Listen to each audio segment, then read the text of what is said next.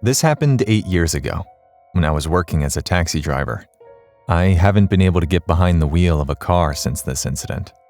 On that night, which I still remember vividly, the moonlight was unusually blue and cold. Around 2 a.m., I was tired and wanted to go home. At that time, the backseat car door suddenly opened, and a man wearing a red fedora and red suit got into my car. There was no one around, so I was startled that this man just suddenly appeared. I clutched my chest. He was wearing red sunglasses. His face, just slightly visible in the darkness, was gaunt, and his cheekbones were severely exposed. I asked him where he was going. Then he gave a strange answer. To a place you will hate so much. His voice sounded like it was leaking air. I thought he was a strange person, but I tried to speak calmly. Sir, please tell me your destination and I'll take you there quickly. I need to go home soon and see my wife for even just one more minute.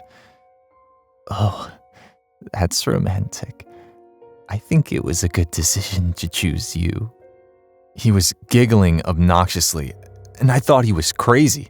I was thinking about throwing him out, but then he said, There's a cemetery about 10 miles from here. Let's just go there. I was a little annoyed, but all I could think about was quickly dropping him off and going home, so I started the car. I was nervous and wanted to lighten the mood, so I spoke to him. What do you do? I'm a delivery man. His voice still sounded like there was air escaping. Oh yeah? What are you delivering? I'm delivering something very interesting. I'm delivering it right now. Yeah? You're delivering now? But you're not holding anything. Then he started laughing out loud, and at that moment, dust flew out of his mouth. I was shocked. All of his teeth, visible from his open mouth, were rotten. His gums were missing. His tongue was rotten, disgusting, dry, like a mummy. For a moment, I was confused as to whether I had seen an illusion.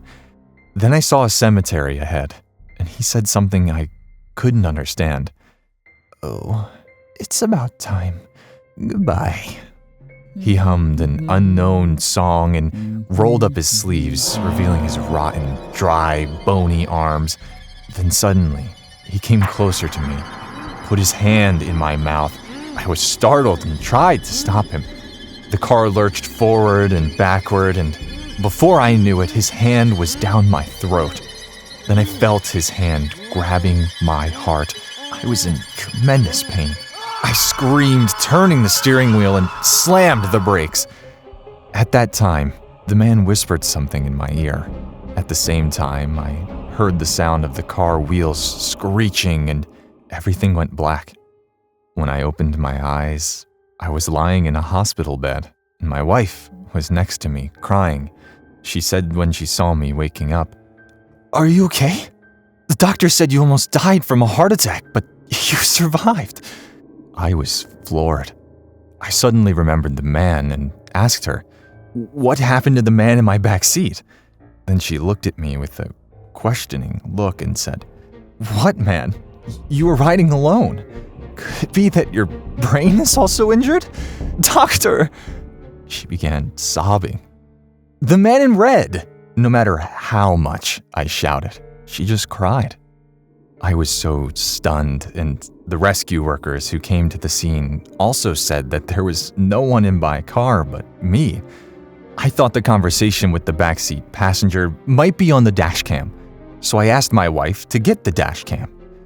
And when we played the video, we couldn't believe it. The man's voice couldn't be heard, only the sound of air leaking. My wife was confused and asked what the sound of air leaking was. Even when I showed it to the other people, none of them could understand what the sound was. Only I could recognize his voice. I panicked. What on earth was that man? I clearly remembered his red fedora shining in the moonlight, his creepy voice. They were so vivid. But I couldn't quite remember what he last whispered in my ear. Obviously, I fainted when I heard that. But no matter how hard I tried, I couldn't remember. Then, in the wee hours of the morning, I suddenly started getting goosebumps all over my body, like crazy. My body started shaking so much that the bed shook too. The reason was because I remembered the words he whispered. What he said. I deliver people to the afterlife.